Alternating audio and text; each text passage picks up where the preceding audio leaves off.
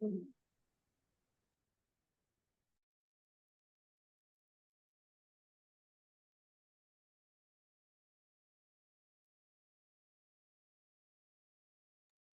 are now live. Mariam, over to you. Thank you.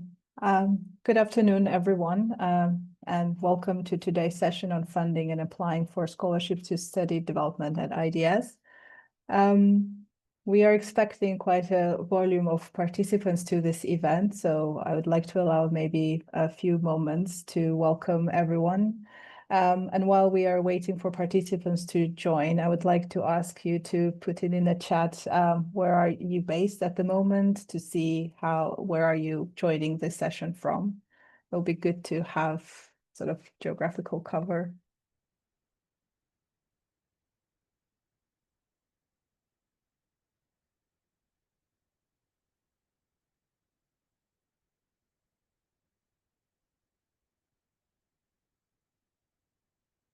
So we have participants from Chile, from Afghanistan, India, France, Luxembourg, Brazil. Amazing.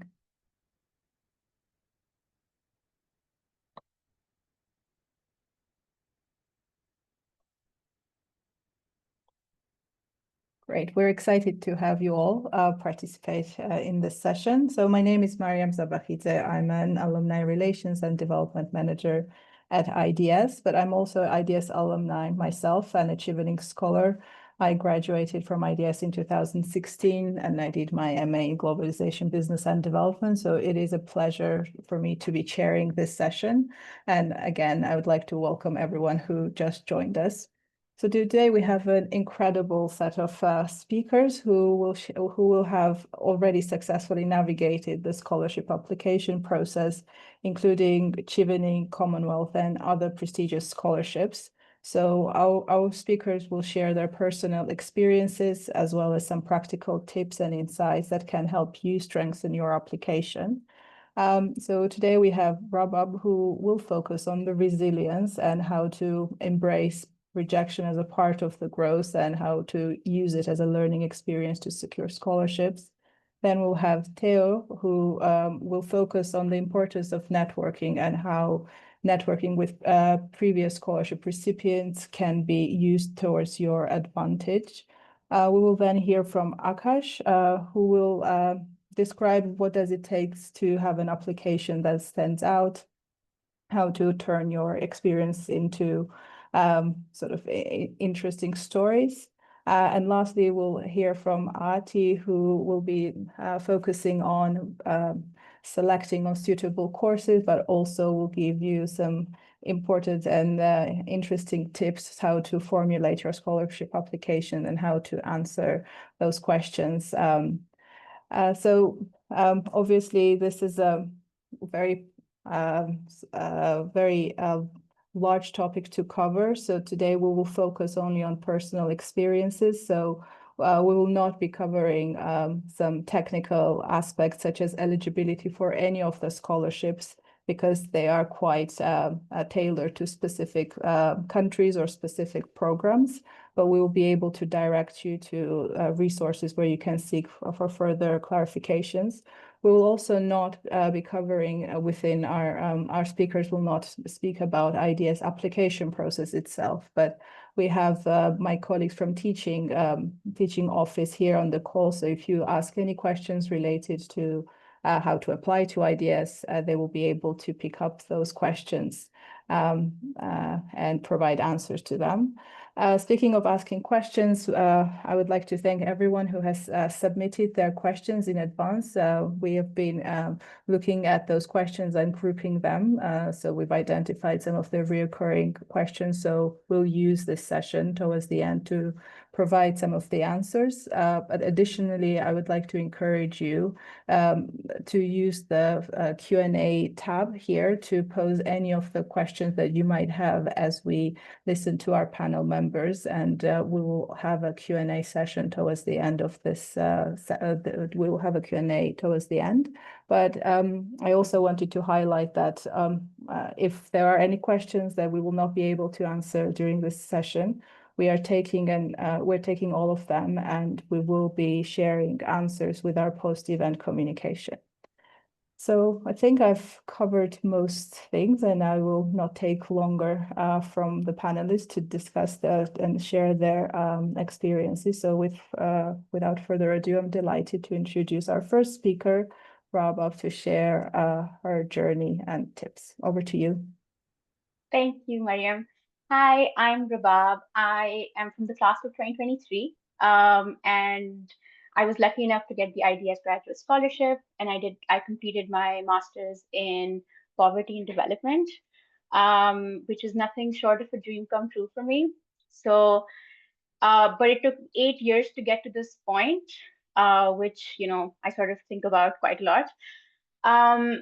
And it's something that I learned from extensively. So when I started applying for scholarships, I wanted to do it on my own terms. I didn't want, I just wanted to fund it myself. I also had some conviction in my own ability, that I was, talented enough for someone to invest in me.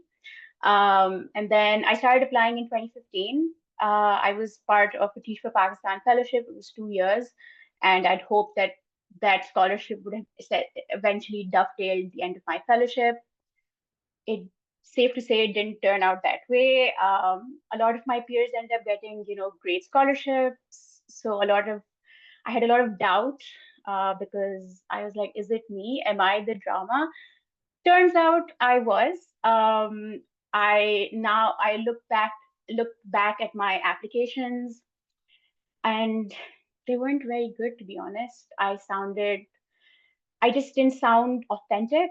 I sounded quite desperate, and I just didn't really do myself justice, I think. So I sort of took stock of that, and then started anew. I was like, it's fine, I'll do it again. I did it for another sort of like 5 years.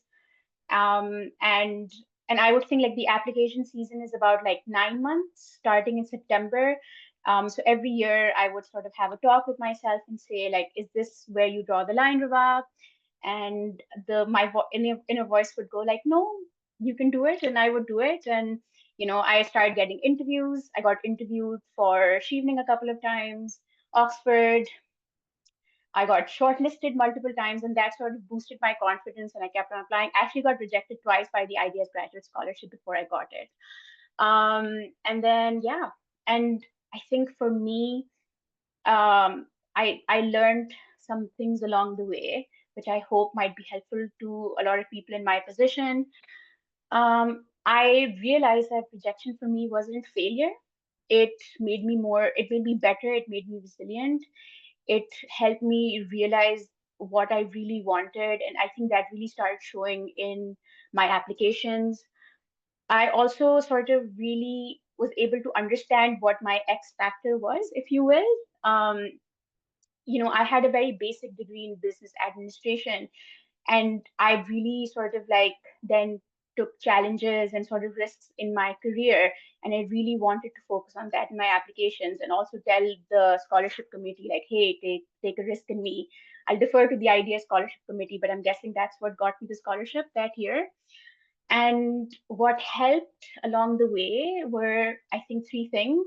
It was community, finding community, but also being a part of it, through Facebook groups, through people who are applying for similar scholarships, reflecting on celebrating small wins, taking stock of things, being grateful for what I was able to establish up to that point, and essentially practice, just getting better at what I did. So very quickly, if I were to give you some top tips, is don't fear rejection. Please start early and please be organized. Prepare your documents. Talk to alumni, learn from them. We love to talk about what we got, but also for me, it's about getting this amazing opportunity and privilege and being able to share that with someone, and keep going. I'm sure it's out there for you as well. So I hope I have not exceeded my time, but yeah. I think they'll share my details, so I'm happy to connect with anyone who's on call today. Great. Thank you very much, Rabab, and thank you for sharing your inspiring story. And it really mimics the life because it does take resilience to succeed. So it is very important that you didn't give up and in the end you achieved what you wanted. So I would like to invite Teofilo now to talk about networking and what does it mean and why is it useful? Hello, all. Well, it's a pleasure to be here sharing my experience on how I came through with the Chevening Scholarship. So coming from Argentina, my first experience with the scholarship was through the Chevening Alumni Network because I really didn't know about the scholarship until one of my friends was granted with the scholarship. And so after seeing what he had achieved, I just got inspired to apply to the scholarship. So, I mean, I think that there are a couple of things that make any scholarship community relevant for a prospective student, which are the first thing is that, yeah, the alumni know how they dealt with the process, how stressing it is, how many things happen personally, professionally during the way. So I think that engaging with past scholars is key, as Rabab was sharing from her own experience, coping with rejection. Yeah. So my first advice would be, yeah, to find past scholars from the scholarship you're applying to and yeah, just write to them through LinkedIn, through Instagram, through email, whatever. I think that people are very open to helping others that are currently, yeah, pursuing a scholarship because we all know how stressful it is. We all know how lost you are and you get along the way. And I think that connecting with scholars is very important because they know best what the committees are looking for, what the scholarship, the type of profile that the scholarship is looking for. They can share with you their own experience, how they went through the whole process, how they went through the scholarship if once they had been granted it, how they went through a process of rejection. They can also share with you tips and tricks for the scholarship. In my case, I just this friend that I was talking about, I talked with him every week. I kept texting him to better understand what the Chevening scholarship was looking for. And after finding my own voice and understanding what Chevening was looking for, I was able to create an application that linked those to my personal story, what Chevening was looking for. Yeah, and you get better to understand what's behind the scholarship and and the committees. I also think that during my whole process, having past scholars review my essays when I first applied to the scholarship was key because they have a very trained eye on what needs to be there and what doesn't have to be there, what the reader will be looking for. So that's a first thing that past scholar can do.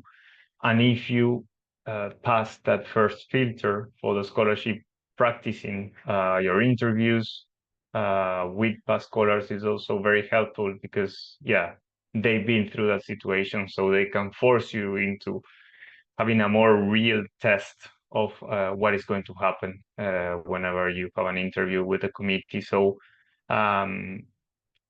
in my experience for the application process, connecting with our scholars is key. And then another thing that I think that is very important whenever applying to that scholarship is all scholarships want to create a community of alumni. So by connecting with past scholars, you start showcasing that you want to be part of that community, that you're already taking the first steps to belong into that community. So mentioning those scholars, just speaking the language they use in that community also helps you get started in a better position whenever talking to the committee and showcasing your interest in belonging to that scholarship community. Thank you. Thank you very much for sharing. And it is indeed very important to understand what is that the scholarship sort of provider requires from you, and knowing their requirements to shape your application. But I want to invite Akash now to actually give us some examples. Maybe what does that mean in practice? So what is that makes your application stand out once we understand the requirements? You are muted, Akash. I'm so sorry. Good evening, everyone. My name is Akash. I'm from Nagpur, India. So to be very much honest, I did not know that there is something called development sector till 2019. I graduated as an engineer and then started working in a movement like farmers movement. So what I did exactly, so I come from a farmers family, but I never thought of like really going abroad or like having some master's degree or something that sort of thing. So at my workplace, something didn't really go well, and I was like, okay, just this engineering is not going to do wonders for me in the future as a person, as a professional. So then only I got to know, okay, there is something called development sector, and there is something called development studies. And I really wanted to do something on the lines which the course MA Food and Development offers. So I did my masters from IDS from 22 to 23, and I was like Chevening and World Bank scholar. So what while applying for the scholarship, what exactly I did? First of all, I documented all the work I have done in my life, be it very small or be it the big thing I have done, and then I tried to connect all these like dots, all the work I have done to the different things like the SDGs, then the like World Bank's thematic priorities, and between my work and between the SDGs and the World Bank thematics, I tried to find a common ground, and along these common grounds, I also tried to look for the kind of issues we have at the local level and its relevance when it comes to the national level and on the global level. So that really helped me linking the work experience and then my lived experience, and then write a proper scholarship application. So unless and until you can really align your work and your lived experience in the scholarship application, you are not going to stand out, because these days every day kind of portray this picture that like they come from a underprivileged background. I'm not denying that people don't, but the thing is, when someone is like reading your essay, a third person who doesn't know anything about you, for them it's like all the same stories. So these things really help to find the common ground, and on which you can really build upon your story. So this is what I have done in my when I applied for the scholarship, and fortunately I applied for the scholarship for the first time, and I got in. And also while doing so, when I was applying for the scholarship, what the kind of work I was doing and the kind of work I intend to do like 10 years down the line, and the gap I could see. So I interlink all these things, and then I kind of you have to view your essays around that particular thing. So that's how I approach to my scholarship application. And I could say that I could possibly link my work experience and my lived experience, because my own family, they have experienced some tragedy when it comes to farmers distress in India. So I could link all those details, taking all these things into consideration. Yeah, I'm done. I think you're on mute. You're right. I was just saying that thank you very much for sharing your story and specifically giving some real examples how to make your application stand out. And as you say, there are so many applicants and the scholarships are so competitive. It is very important to to tell your story in a way that will make you shine and will make you stand out amongst other candidates. So we'll move to Aarti now. She will speak about how to choose a specific course, but also how to approach each question that you find on scholarship applications. And I know that you have a very short presentation that you would like to share. Yeah, I can see it's already coming up on the screen. So floor is yours. I hope I'm audible to everyone. So hello, everyone. I'm a student at IDS right now pursuing my master's in MA Power Participation and Social Change. And I've been shortlisted and I got the Commonwealth Scholarship. So this is the small PPT that would be helpful for you to apply for the scholarship and get an overview what the scholarship is all about and how you can apply for it. So if we talk about the scholarship, what the scholarship is, so the scholarship is for the master's and the doctoral degree here in UK, and it is managed by the Commonwealth Scholarship Commission, and it is funded by the UK Foreign Commonwealth Development Office, while it is provided to the citizens of the Commonwealth country. So anybody who is coming from the Commonwealth country, they can apply for this scholarship. While at the same time, what this scholarship is about is enabling the talented individuals to get the knowledge and the skills to lead the development, sustainable development work in their own home country. And the scholarship that I got, which is the master's scholarship, it is divided into three. I mean, there are three scholarships that you can apply for, which is Commonwealth Masters, Commonwealth Shared, and Commonwealth Distance Scholarship. I got selected for the Commonwealth Shared Scholarship, so my presentation and my work would be related to this scholarship per se. But yeah, you are very much open to go to the website and get the more information about the other scholarship that you want to apply for. If I talk about the application process, then the application would start in September and in November. I mean, between this span of time, the scholarship application would start, where you have to submit your essays, your application you have to complete with, and then the nomination gets revealed in June, where you have to submit 3 of your references. So while you are applying for the scholarship application, you need to upload 3 names of your referees who would be uploading the reference letter later on when you get nominated by the university and the Commonwealth Commission per se.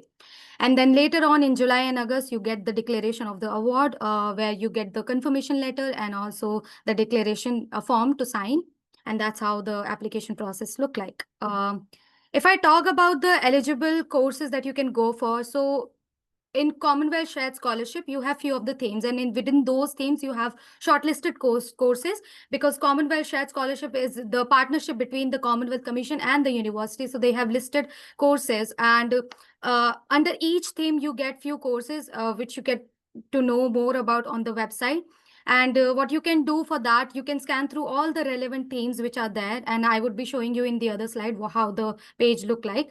And what you can do, you can just go through every single detail which is there. And then after seeing the course and the eligible course and the university, you can go to the university website and you can get the more details about the course, what they are looking for, how you can apply for it, and the deadlines and other things that would be there. You would be very, very helpful for you to go and have a look. And you can apply for multiple courses and multiple university as well. It doesn't really matter that you have to go for only one course, but choose it wisely. And also at the same time, you have to do the application from the starting itself every time when you are applying for the new course. So you can apply for 500 courses, but you have to do the application from the scratch. And based on the requirement of the courses and the university, you can tweak your essays. So this is how the interface of the page look like in this shared scholarship, where you have the themes. And then within these themes, you have few of the universities and their relevant courses that you can apply for. So you can have a look and you can just go through that, get informed yourself, navigate the website, and it would be easier for you to get into it, or just get to know about these courses. If I talk about the essays, this is very crucial. So when you are applying for the Commonwealth Scholarship, there are few essays, and all these essays have all these questions, or the essay questions have sub questions as well. So it would be giving you plenty of chances to explain or elaborate your examples, and also show them that you are amazing candidate. And this is the very, I mean, because I'm running out of time. So this slide would be helpful for you to understand what the essays are and what they are focusing on. So there is development impact essay, and there are 4 questions you have to answer with, where you have to connect your issue, what you are talking about. Is it a local issue, national issue, global issue? Then also intended beneficiary you want to work for. Then comes to the study outline, and this would be helpful through the university website and the course page, where you can get to know what the course is about, why you want to choose that, and how that course would help you in gain those skills that you are requiring for. And then the career goals, where you would be talking about the immediate scholarship goals after this scholarship, what you would be doing. Then comes to the short-term goal, then come to the long-term goals. Then after that, you have the personal statement. In that as well, you have few of the subsection you have to answer based on that. And the last one is the voluntary and leadership experiences. And here you would be getting plenty of chance to showcase how you are active in different curriculums and different sphere of life. And that would be giving you an ace in the application process. If I talk about the tips to ace in your application or essays, then I would say be honest. Just be honest. Honesty is the key for the authenticity. And I feel like when you are applying for this scholarship, don't really go for the big example, huge example. Stick to the small example as well. They are not looking for the people who are coming with the perfect background. They are looking for the people, for the leaders who are actually having the power to navigate all the different kind of situations, all the different kind of scenarios in their life. And if you are making an impact in one person's life as well, do mention that. Don't go run for the big example. Make the CSC and the university website as your friend. Have your just navigate through the website whenever you have time. Just go through the website, read every single minute detail which is there. It is for you. And I think half of the doubts would get clear when you navigate through these websites. And also for the university courses as well, you would get the keywords as well to add in your SOP. So that would be easier for you to understand what the course is talking about, what are they looking for, how you can be contributor to these university and the courses, right? Another thing, again, I said, don't limit yourself to the big example. Even if there is a small example or there is a small thing that you feel like you have impacted somebody's life or even your life as a leader, do mention that. Ensure that you are talking your narrative, or you're explaining your story in a very clear and coherent manner. And if you don't understand it, first just write whatever you have in your mind. Don't really care about the word limit and other stuff, but just write everything and then go through it, refine it. So first you need to done with your first draft, and then you can refine it later on. Be consistent in your approach, because sometimes what we see whenever I review the answers of the people, I feel like they are just deviate from the goal that they were talking about. The first question is talking about an issue. The entire essay or the entire application should be talking about that particular issue, right? You can't be like, oh, you in your first answer you are helping other people, and then on the other hand you are helping some other people. No, you should be consistent in your approach. And use the STAR approach. I hope everybody is aware about that. That is situation, task, action, and result. So always frame your answers in that manner, where you're talking about the situation, what was the task, how was your action, and what was the result after that. So this approach would be very helpful. I personally used it when I was framing my answers. And have a very clear and practical goal to write there, right? If you talk about, oh, you would be changing the world and that you would bring the transformational change in the world, it's not practically possible. Try to be very specific. It is possible, but it would take a lot of time. If you would be specific, you would be very clear, and that's where you can showcase your ability to the selection committee, that you are someone who is actually talking practically to the world, and you would be the leader who would practically go through everything that you are going through with. Aarti, I think we need to wrap up. Yeah, I'm sorry to sure. intervene. This is very interesting, Yeah. the way you're describing, and we will share this presentation and the tips that you wrote with the attendees, and also include it in the package that we will communicate. But I'm sure we'll have a time to pick up more Sure. in the Q&A section. So Sure. that's where we need to move now. So before I ask the first question, then these are the questions that we've collected whilst you were registering for this event. I would like to thank all four of you for your time and for your passion to share it. And I think as someone who also once got a scholarship, it feels like a responsibility to pass the baton. And it is an honor and pleasure to share this story. So thank you very much for being so honest and passionate with us. I'm going to move to some questions, and we've received quite a long list of questions, and we try to group them in a way that your interest will be covered. So I want to first ask Rabab about some of the suggestions that you might have for the people who are applying for the scholarships for the first time. It's daunting, and everyone gets it. So at least my approach to it is be prepared. Easier said than done, but do your homework. It is very much a task, and oftentimes you're sort of doing it while you're working, so it can be quite a lot of work. But if you research things and keep on top of it, it does help, because at least for me, it reduced a lot of anxiety around application, because I knew things rather than sort of finding out at the last moment. Stay organized. I would suggest making like a tracker if you can. Excel is great for that. Have a calendar with deadlines, and always sort of put a deadline at least 3 days in advance of what the actual deadline is, especially for scholarships that have portals, because they tend to crash on the day of the deadline. And that way you can also keep track of, like, if you've met all the supporting requirements and you don't feel rushed, which sometimes does impact your application, which can be great. But yeah, last minute, like, nervousness. I'm going to echo all of my colleagues here when I say tell your story. They want authenticity, go beyond listing achievements. This is a competitive space, especially with, we're seeing reduced funding at the moment around scholarships. It's getting more competitive. Highlight your journey, talk about why you in particular, and this isn't like a competition. This is completely about you. Challenges you've overcome, something that you've done that is worth talking about, and the impact that you've made. In all of this, please don't forget to look after yourself. Applications are stressful, especially, like I said, if you're studying or working. Build in breaks. I developed an affinity for dark chocolate. I would finish an application and then treat myself to an expensive bar of chocolate. So that was my coping mechanism. And find healthy ways of stress, healthy outlets for stress. I also started running. And also remember that it's not that rejection is just part of the process. It's not a reflection of your worth. That is just how scholarships are built. And finally, like I said previously, find community, build community, stay connected with alumni. We love to talk about it. We love to pass on, tips and advice. Peers who are applying, you can get a lot of anecdotal advice that is sometimes not in FAQ pages. And also don't feel afraid to reach out to university, department, scholarship, those contact emails exist for a reason.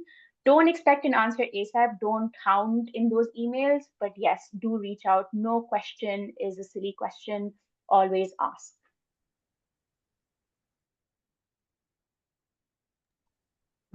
Great. Thank you very much for your insights. And it's really good to develop running habit along with your application. So, I mean, sometimes the externalities of handling the stress could have benefit for your health. So that's a great tip. Yeah. And also, I would also just say, just to add on, if you, like, when I said rejection is not like a reflection of your self-worth, every year that you don't end up getting a scholarship, you're also building yourself in another area. So do take stock of that, and do sort of try putting that in your applications, because it also shows, like, I think resilience again is also very important for the person who's sort of assessing your application. So yeah, do try to incorporate that if you can. Thanks. We're going to move to Teofilo, and I'll ask you to maybe expand a bit more on scholarship committees. I think you've touched upon that in your 5-minute introduction, but specifically, I was curious to know, and I'm sure our attendees are also curious to know, what are some of the qualities or elements that you think are most important for scholarship committees? Thank you, Mariam. Yes, as all of my colleagues were stating, and by this stage you already know, you need to do your homework and really understand what the scholarship goes about. So you need to go into the websites and read everything you can find about the scholarship, about the organization that is granting the scholarship, so you better understand what they're looking for. Also, I'm connecting this to my previous point related to the networking. You can also reach out to past scholars to understand from their experience what they think and what they feel that the committee is looking for. In the scholarships, the committees and the organizations tend to be very transparent on what they're looking for. In my case, the Chevening Scholarship is very transparent in the fact that they're looking for leaders that are good being part of networks and building up networks that want to go back to their countries and have an impact and change their community. So that's the first point, to really get to understand what the committee and the scholarship is looking for. Then I would also say, and some of my colleagues have also talked about this, is you need to find your inner voice. You need to be authentic. The committees are not looking for just some copy-pasted essay or experience or story. You need to find something that makes you unique. And it doesn't have to be something that is very big. You need to find your story. And once you do that, which is a very personal process, and it's something that is very moving to, you need to tell a story that makes sense in terms of what you did in the past, in your studies, in your professional background. And also you need to link that personal story to what the scholarship is looking for, to what the committee is looking for, and what you plan to do. So that's very important too, that you build up a very sound story for the short, medium, and long term of what you will do while you study, and then what you will do once you finish your studies and once you are done with your scholarship, because they want to see consistent plans for the future. In the end, they want to see that they are investing their money well, and someone that knows what they are looking for. So I think that building up that story is very important too. First finding it, then building it up, and then having a story that is unique and that is authentic. I think that's very important. So I would say that, all those things are very important whenever trying to understand what the committee is looking for. Not all of the scholarships, not all the committees are looking for people that have outstanding grades. That's very important. I did well during my studies before my master's, but I was not in the top 10 of my classes. So that's very important. And in that sense, the committee was not looking for someone that had scored straight A's in the studies. They were looking for someone that wanted to impact, thing that I developed a story that made sense with all of that.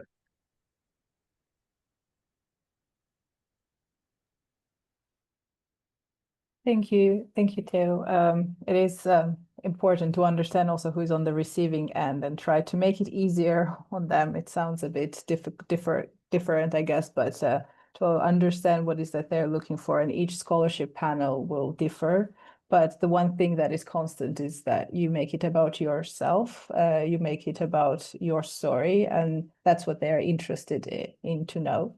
So my next question is to Akash, and this one also builds on your introduction, speaking about how to make your application stand out. And one of the ways to do it is, again, to tell your story. So the question that kept reoccurring in the list was about how do we create engaging stories to ensure that the applications stand out while remaining authentic and relevant. As Arthia suggested earlier, that you have to be you have to pick one issue.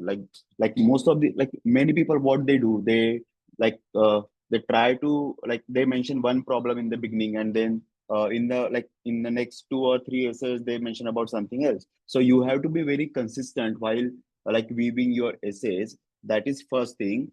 Second thing, which like Rabab and Tiwaz like already mentioned, that you have to be very authentic, and the story or the essays you are writing, it's very personal space. So you have to write in a personal way. You cannot just go and exaggerate things. If like people like us can see through your essay, then the people who are like reading your essay, they can also see through it. So these are very basic things which makes your like story, your essays very personal as well as engaging.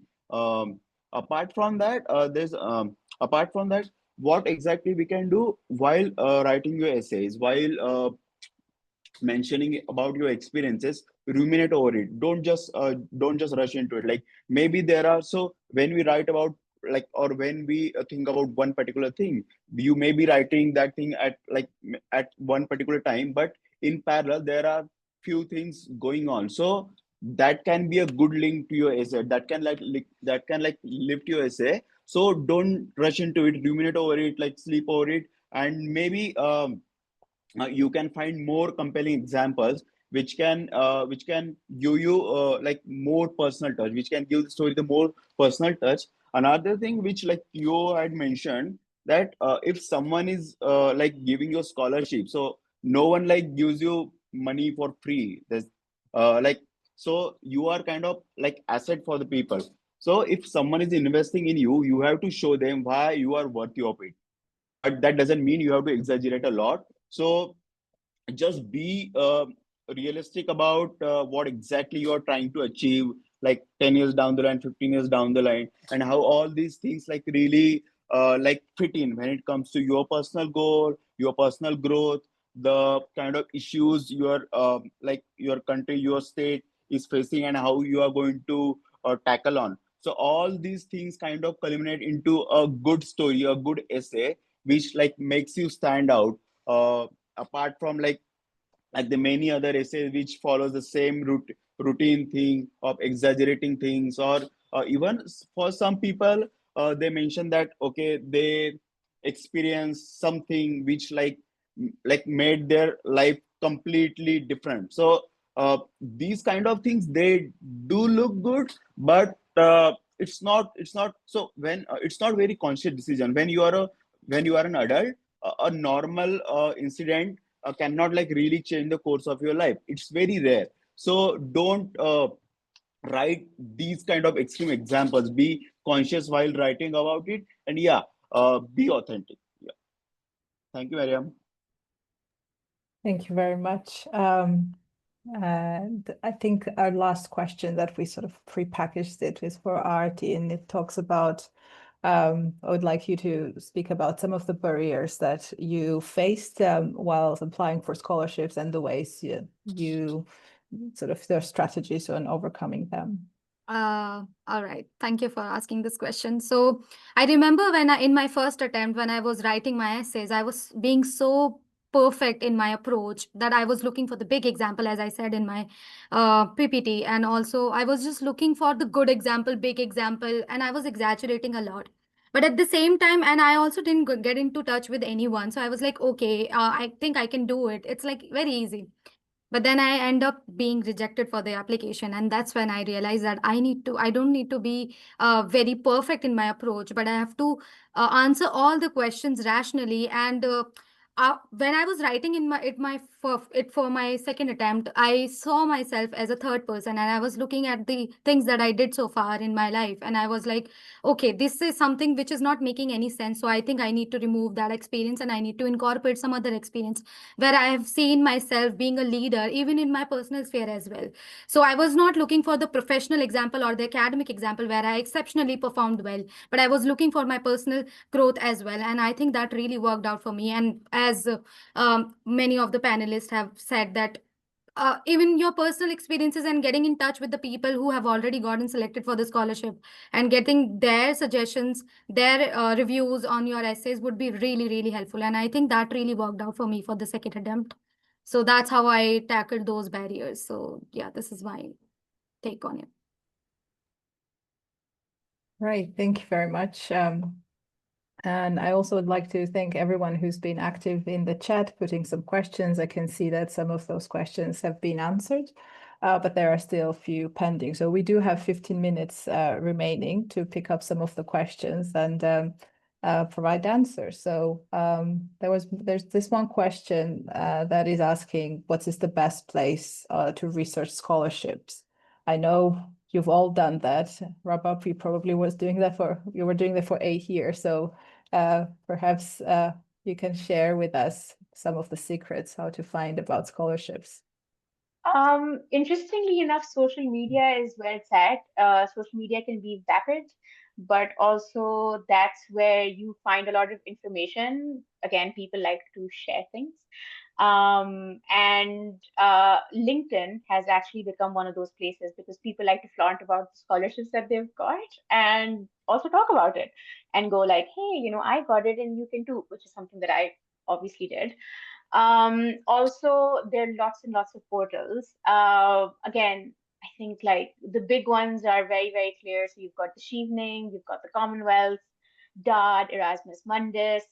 But also, I would just say Google it. And sometimes, believe me or not, you get a lot. I can't exactly remember.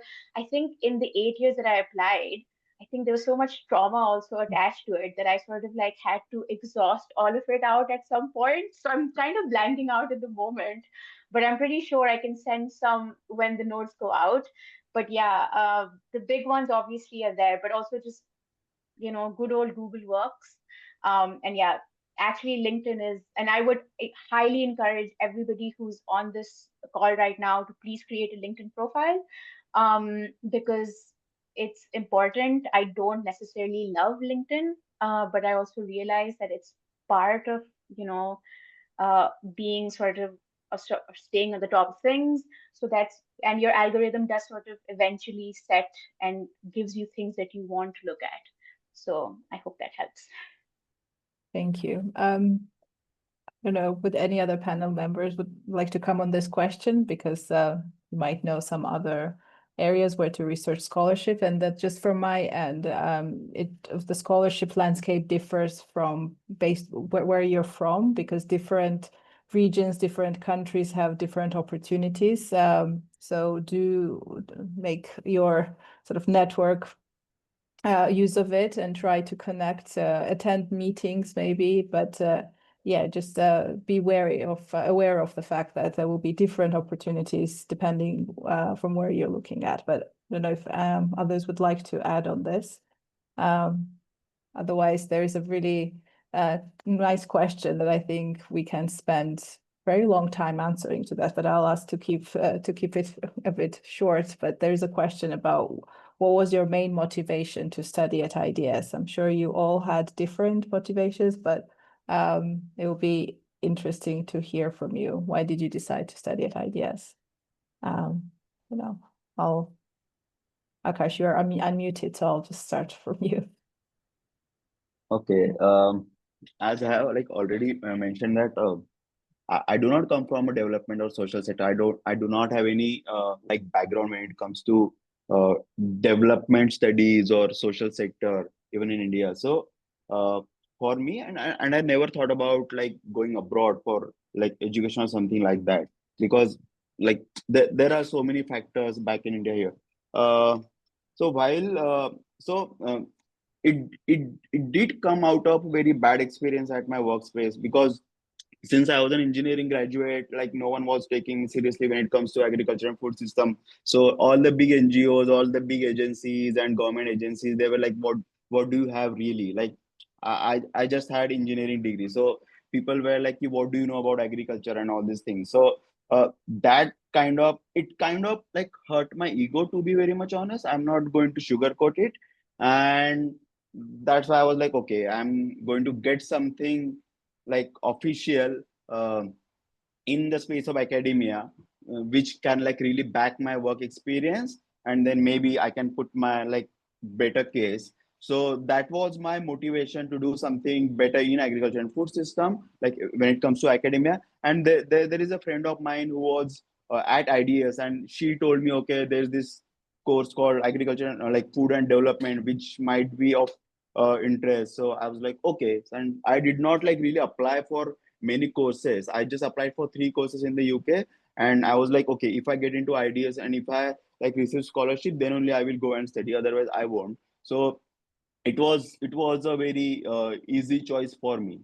And ideas being ranked one, and all the faculties who has been like teaching, who has also been like actively researching about all the issues and filling the gap, bridging that gap between the policy and the actual like grassroots work. So that like really motivated me, and I could see that like gap in India, like that gap is really wide. Before going to ideas, I thought maybe we can bring these like different actors on the same page, so that I was trying that maybe I could like bridge that gap. But uh, I don't think so that's was like very easy task. But yeah, that was my main motivation. All right, thank you Thank very you. much. Arti, you're more recent student. Would you like to share your motivations, so why ideas? Sure. So I feel like my personal experiences really motivated me to apply abroad and pursue my career or my education in development sectors per se.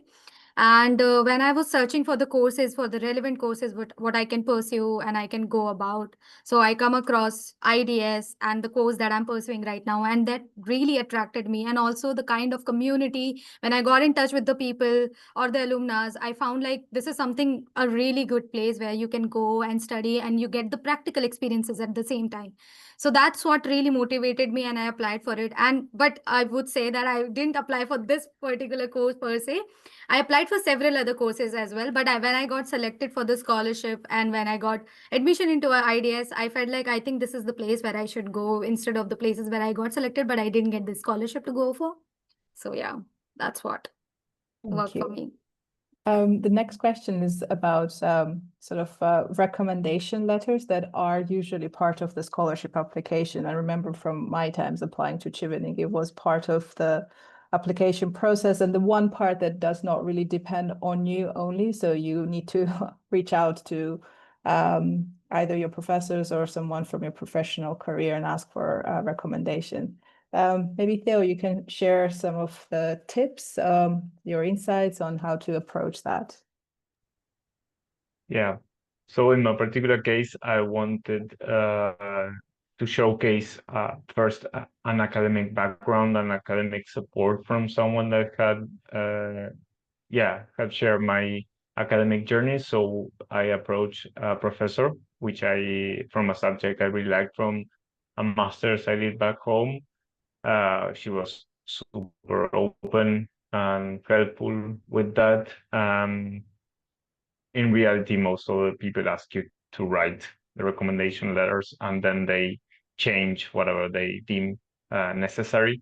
So I think you need to be very conscious that people are using their time, and most of the people have a lot of work going on. It's not an easy conversation to have, but I would say that look for someone that understands what's in play with the scholarship. And then for the professional, that I wanted to showcase that I was being supported by the head of my department in the government where I work for. So yeah, I just reached out to her, and she was also very supportive in understanding what was at stake. And she really changed what I had written, and I was supportive with the whole cause. But it can also be a bit tricky because you are asking someone from your current job to write a recommendation letter that could imply that then you have to resign. So it's a tricky process, but I think it's key to have strong recommendation letters that showcase that you have access to individuals that highlight what you did. Thank you. And I think this question was coming in light of sort of different people being in different time in their career, because sometimes you finish your undergraduate and then you move into completely different area of work. And then some scholarship asks for both academic and professional recommendations, and it might be tricky to navigate that. So the question was about how can someone who is shifting back to academia try to reach out to professors, or if maybe you also had same experience, how did you make sure that you have at least one academic and one professional sort of recommendations? Maybe, I don't know, don't want to put on spot anyone, but Rabab, you're again unmuted, so I assume you would like to answer That's all right. this. I think this is where you understand the power of like networking and staying connected. I had a gap of 8 years between my undergrad and my master's, and I stayed connected with a lot of my university lecturers because I knew I could only access a master's if I had funding, and scholarships require referees. I was also I also built a lot of trust with the people I work with, in sort of saying like, hey, I'm not going to abandon you at a time when you need me, but also this is something that I need to focus on as part of my personal growth. So I had recommendations from both academic referees and professional referees. With academia, I understand that academia is very under stress. So I would encourage you to just sort of have like a quick meeting if you can, and let them know like, hey, I'll be reaching out for a referral, for a reference letter. And that way it doesn't seem like you've just sprung out of nowhere, but also it also gives them sort of context into who you were, because it's often difficult to remember everybody that they taught. And it's the same with your professional referees. Have a conversation. I'm guessing it's mostly your manager who recommends you. Have a conversation with them, build that trust. And while I say this, I also understand that a lot of people might not be having the greatest time at work, like Akash mentioned, but that is where diplomacy and good communication comes, and this is also where you practice it. So it's a lot of like I said, it was a learning curve in a lot of ways, and yeah, I guess this is what it was. Great, thank you very much. And I'm cautious of time. At 1 hour, it was ambitious to cover such a vast topic in 1 hour, but I think we managed it. And I've been looking at the chat, and I think some of the connections have been made between you and some of our attendees. So I think it can continue in the further, and you can provide further advice on their applications. But I'd like to thank you again for your time. And your enthusiasm to share your journeys. And we're really glad that we have such an amazing alumni community, and the work continues. So our involvement does not end when you graduate. As it was said in the beginning of this meeting, we will be sharing the recording in next 2 days, but we will also provide answers to the questions that we've covered during this workshop, but also some of the questions that we received, but we were not able to answer all of them during the meeting. Again, thank you all for joining, and I wish you all the very best in your current application process. If you're applying at the moment, you have your deadlines coming up in next few weeks. Just know it will pass. These deadlines will pass. You'll be fine, and in the end, you will succeed and get the outcome that you wish for. It just takes some patience and hard work. So again, thank you very much, and good luck. Have a nice rest of the day.